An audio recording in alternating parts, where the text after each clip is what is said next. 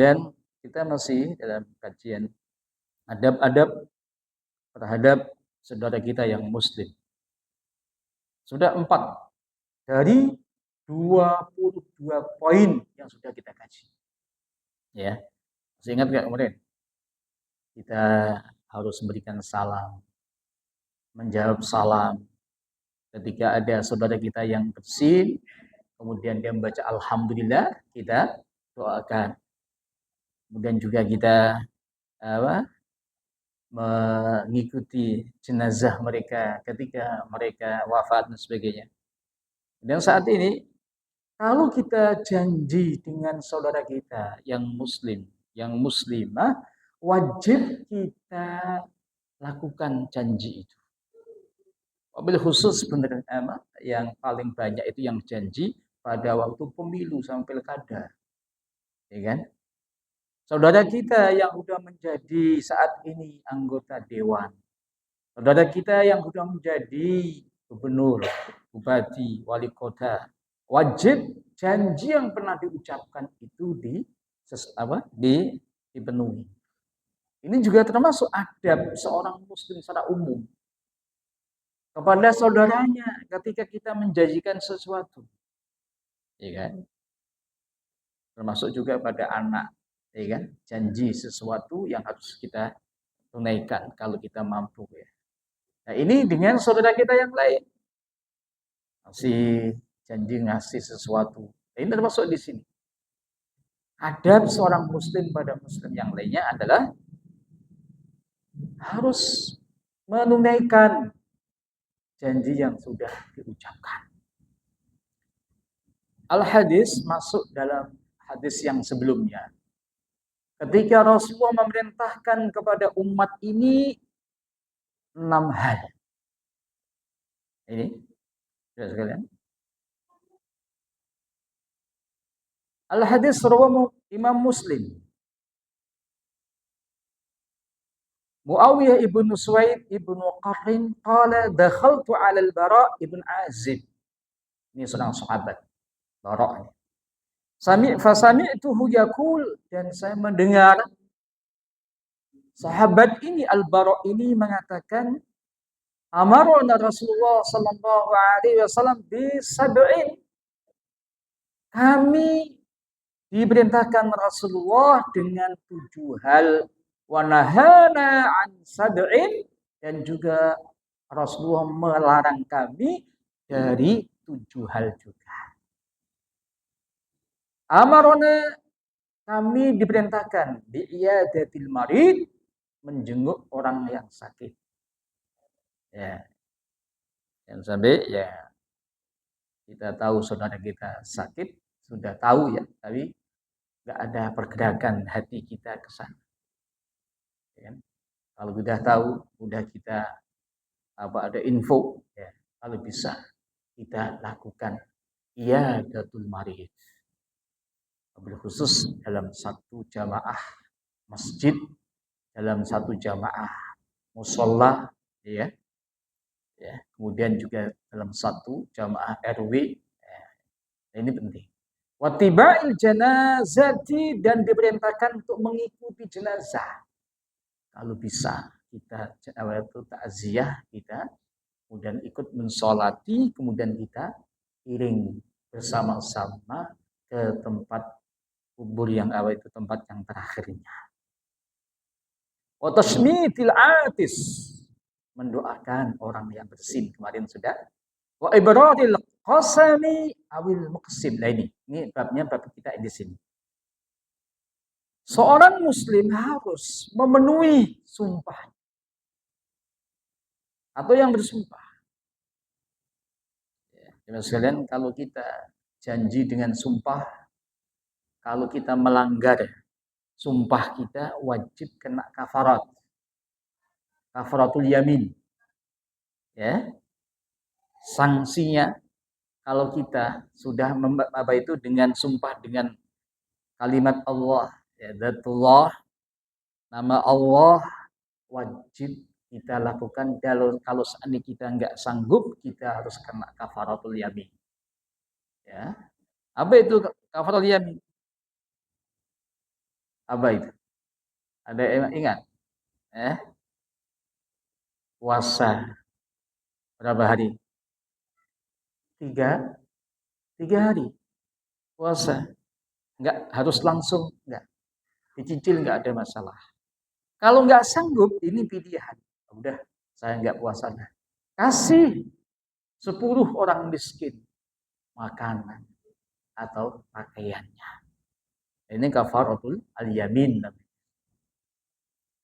Jadi sekalian, nah ini poin yang luar biasa dalam hadis yang masuk di 7 perintah Rasulullah Sallallahu Alaihi Wasallam.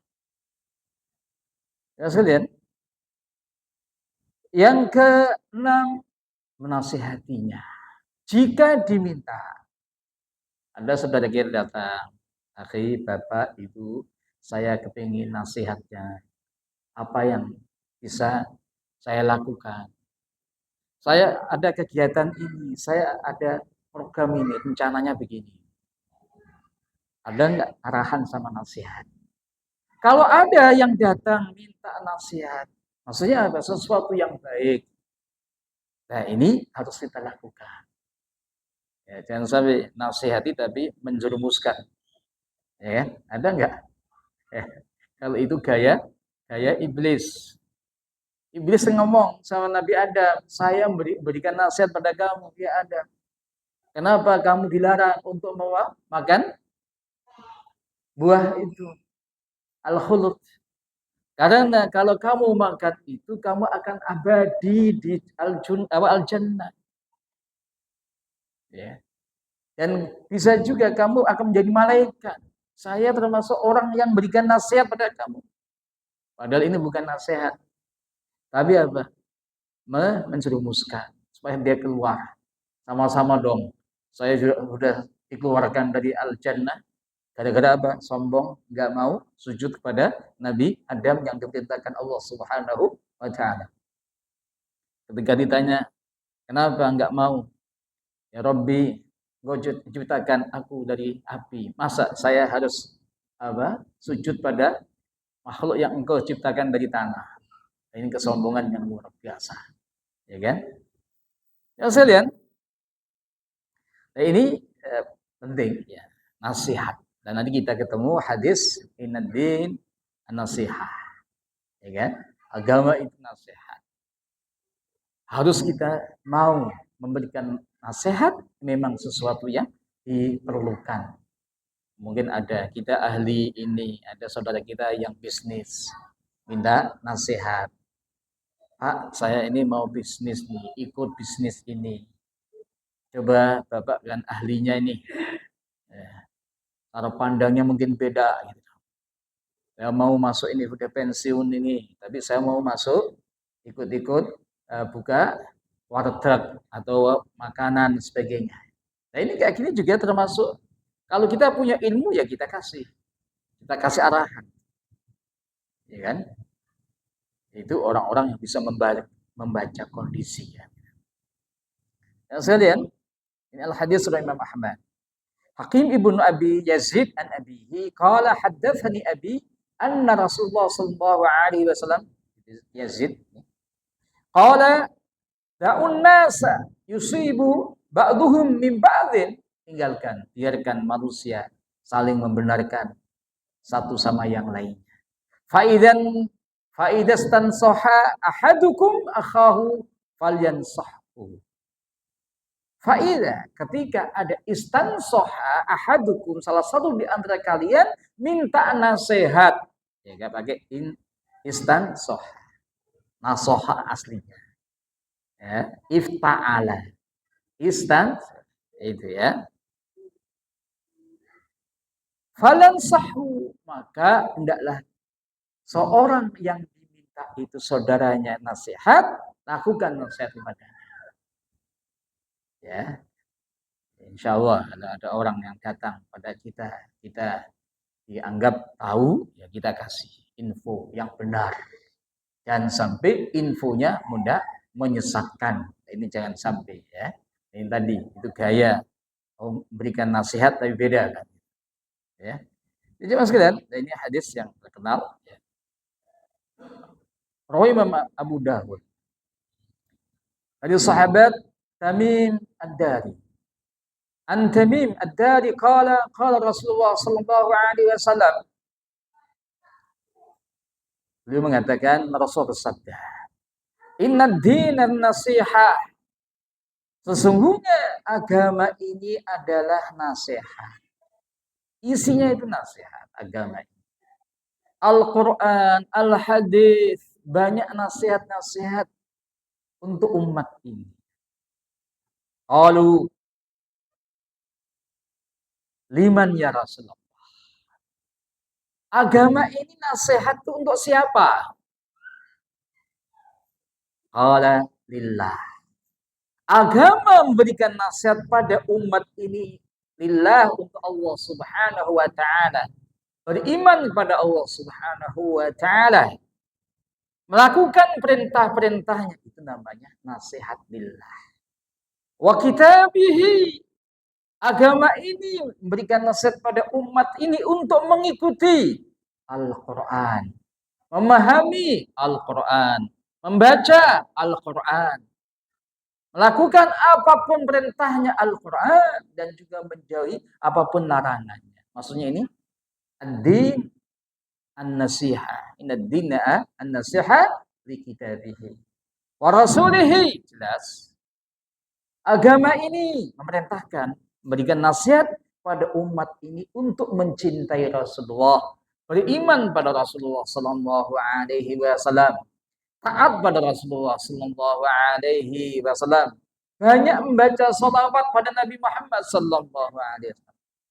Apalagi saat ini beberapa hari lagi kita sudah memasuki bulan Rabiul Awal.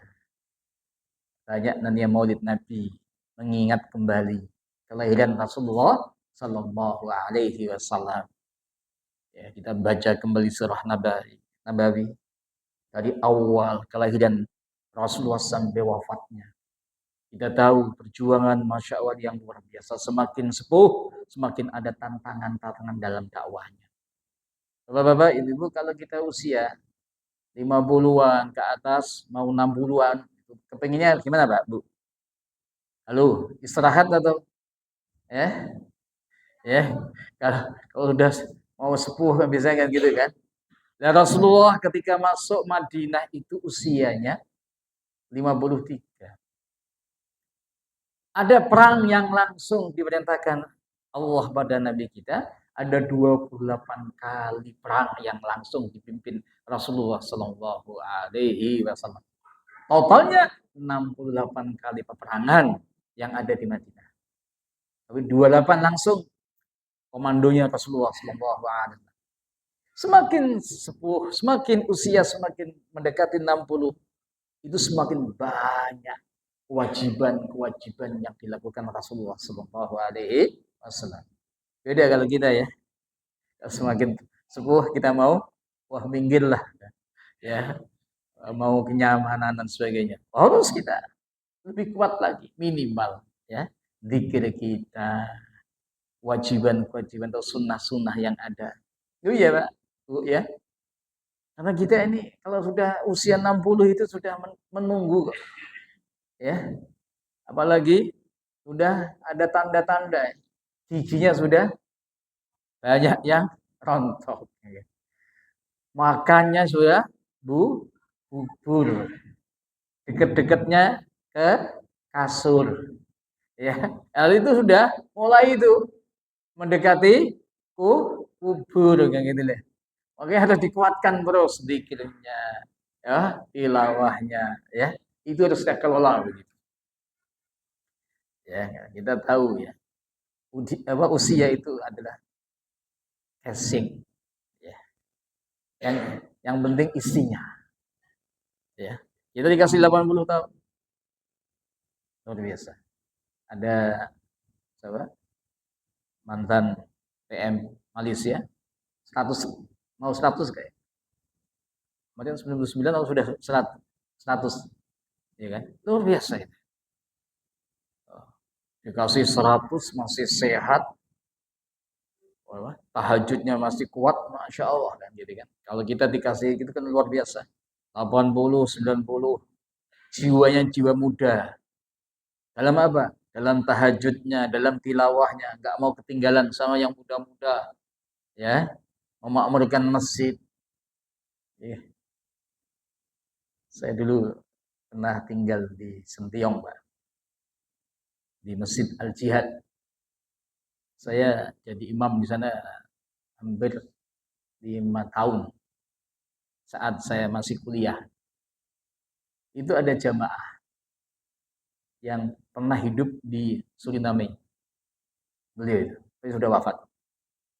Selalu jam 4 itu sudah ngetuk pintu masjid.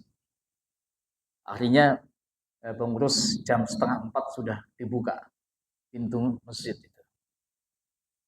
Luar biasa. Dan beliau wasiat kepada anak-anak muda. Nanti kalau saya wafat, saya kepingin yang memandikan saya anak-anak muda masjid. Anak-anak remaja masjid. Semuanya yang bergerak pada waktu itu.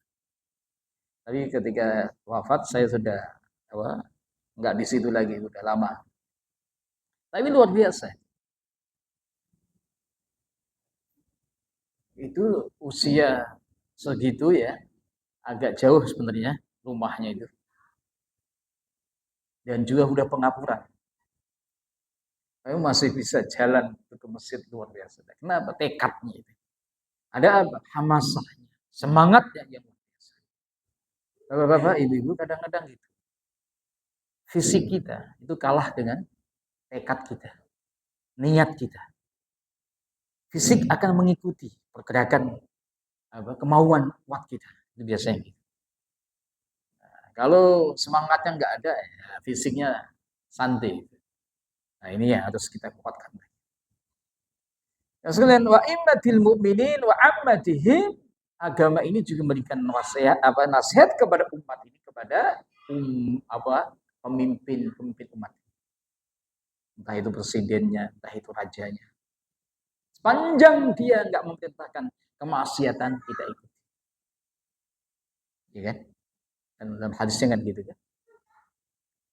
Ketika Rasulullah memberikan gambaran pada sahabat, sebaik-baik pemimpin kalian adalah orang yang kalian cintai, mereka mencintai kalian. Pemimpin yang kalian doakan, mereka juga mendoakan kalian. Kemudian Rasul mengatakan juga, seburuk-buruk pemimpin kalian adalah orang yang kalian benci, dan mereka juga membenci kalian. Saling membenci antara rakyat sama pemimpinnya. Dan juga kalian melaknat mereka, dan mereka juga melaknat kalian. Kemudian para sahabat ada yang tanya, ya Rasulullah, apakah kondisi begitu? Apakah boleh kita mengangkat senjata? Kalau Nabi, tidak. Sepanjang dia masih salat, ikuti saja. Sepanjang dia tidak melakukan perintah yang diharamkan oleh Allah Subhanahu wa taala. Ada kedoliman yang luar biasa, mungkin korupsinya luar biasa. Ya kan? Contoh ya, Syria kemarin yang lari, itu kan luar biasa. Bisnis narkoba yang luar biasa. Memimpin dengan tangan besinya yang luar biasa. Itu sama dengan bapaknya. Saya nggak tahu saat ini ya kondisinya. Dan jangan sekalian, dalam hadis yang sahih, nanti Nabi Isa turunnya di Syria, di Menara Putih. Di sana memang ada masjid yang menaranya putih di Syria itu. Tapi itu hadisnya sahih. Banyak ulama-ulama kita mengatakan begitu. Nabi Isa turun dari langit, kemudian turunnya di Syria nantinya. Tapi kapan? Tidak ada yang tahu. Tandanya iya, ketika muncul Dajjal. Nah kapan? Juga belum ada yang tahu. Ya kan? Jangan sampai udah ini kondisi kayak begini, kita kemudian ini si tanda kiamat. Kenapa? Gaza ini nggak bisa diselesaikan. Kalau udah muncul nanti perang besar antara Muslim sama Yahudi, yaitu tanda-tanda kiamat. Iya, betul. Tapi kan sebelumnya juga ada banyak juga tanda-tanda yang lain. Ya, nantinya Efrat itu kering, tapi emasnya muncul semuanya. Ya, itu sungai yang luar biasa.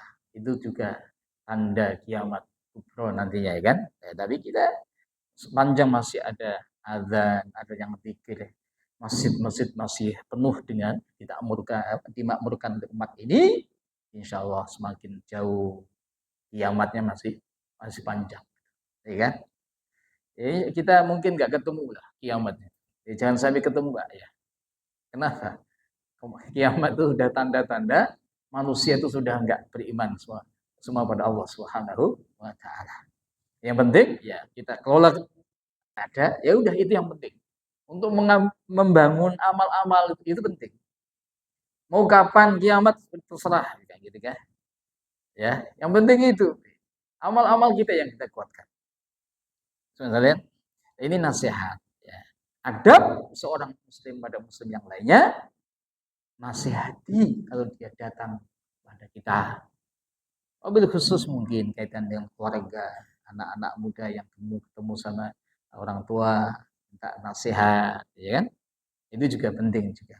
Dan sekalian, yang ketujuh, mencintainya seperti kita mencintai diri kita. Ini berat sebenarnya. Perintahnya seorang muslim itu harus mencintai saudaranya yang lain sebagaimana dia mencintai diri kita. Contoh, kita cinta pada diri kita. Sesuatu menu yang enak. Sama juga kita mencintai saudara kita sama.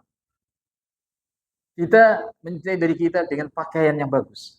Sama juga kalau ada rezeki ya kita sama mencintai saudara kita yang lain. Ya, saat ini umat Islam diuji, mobil khusus saudara kita yang ada di Gaza. Tapi luar biasa, Indonesia luar biasa. Kemarin yang dibawa itu dari Basnas sumbangan-sumbangan, ya, dan itu luar biasa. Diturunkan Pak dari pesawat, dan ada video kecil-kecil, ada 3 yang luar biasa itu. Ya. Ini juga merupakan ya kewajiban. Hakul muslim alal muslim. Terus sekalian, mencintai saudara kita sebagaimana cinta kita kepada diri kita sendiri. Ini dan sampai ada saling membenci. Makanya nggak boleh ya saling membenci, ya, saling membelakangi. Ingat, ya kan? Kalau kita nanti ada hadis ya kaitan dengan kalau kita mendiamkan saudara kita lebih dari 3 hari, jangan sampai kita melakukan hal itu. Ada masalah, ya, coba selesaikan dengan baik. Ya. Apalagi satu RT, satu RW, satu jamaah, ya kan? Apa sih permasalahannya? Diurai. Masalahnya apa? Apakah ada solusinya? Itu yang penting. Dengan saudara kita sendiri, kakak, adik, bibi, ya, aman dan sebagainya. Kadang-kadang ada permasalahan, tapi susah sekali. Ketemu saja udah nggak mau senyum. Yang ada apa? Abasa wa tawalla. Apa abasa wa tawalla? Merengut dan sebagainya. Ini beda. Ini beda ya. Ini arahannya Rasulullah sallallahu alaihi wasallam. Al-hadis riwayat Imam Muslim, Al-Imam Ahmad. An Anas bin Malik, dari sahabat Anas bin Malik dan Nabi sallallahu alaihi wasallam qala la yu'minu ahadukum hatta yuhibba li akhihi ma yuhibbu li nafsihi. Tidak sempurna keimanan kita. Salah satu di antara kalian sampai dia mencintai saudaranya sebagaimana dia mencintai dirinya. Dikatakan la yu'min. Maksudnya apa? Keimanan kita berkurang. Tidak sempurna sebagai seorang beriman ketika kita tidak mencintai saudara kita. Ya. Ini luar biasa. Nah, kita juga ketemu hadis yang biasanya dibaca. Ini hadis luar biasa. Kenapa? Kita ini ibarat jasad. Satu jasad dengan saudara kita yang lain. Al-hadis riwayat Imam Muslim, Imam Ahmad juga. Dari sahabat Nu'man ibni Bashir, Nu'man ibni Bashir qala Rasulullah sallallahu alaihi wasallam, "Mafalul mu'minin fi tawaddihim wa tarahubihim wa ta'atufihim mafalul jasad." Perumpamaan seorang beriman, al-mu'minin, di antara mereka itu dalam apa? Dalam cinta, kasih sayangnya, saling membantu. Ta'atuf itu apa? Saling apa? Menolong, membantu. Ya. Itu seperti apa? Mathalul jasad. Jasad satu badan, satu tubuh. Kalau satu yang sakit, semuanya ikut merasakan sakit. Idza ishtaka minhu udhun, ketika ada organ tubuh kita yang sakit, tada'alahu sa'ilul jasadi bis-sahari wal humma. Semua enggak bisa tidur. Pak, Bu, pernah enggak sakit gigi? Mata ikut enggak? Ikut saat merasakan enggak? Kenapa? Enggak bisa tidur kan gitu. Wal humma, sama-sama panas dingin. Yang sakit yang mana, tapi semua badan kita ikut demam. Ya kan? Saat ini kan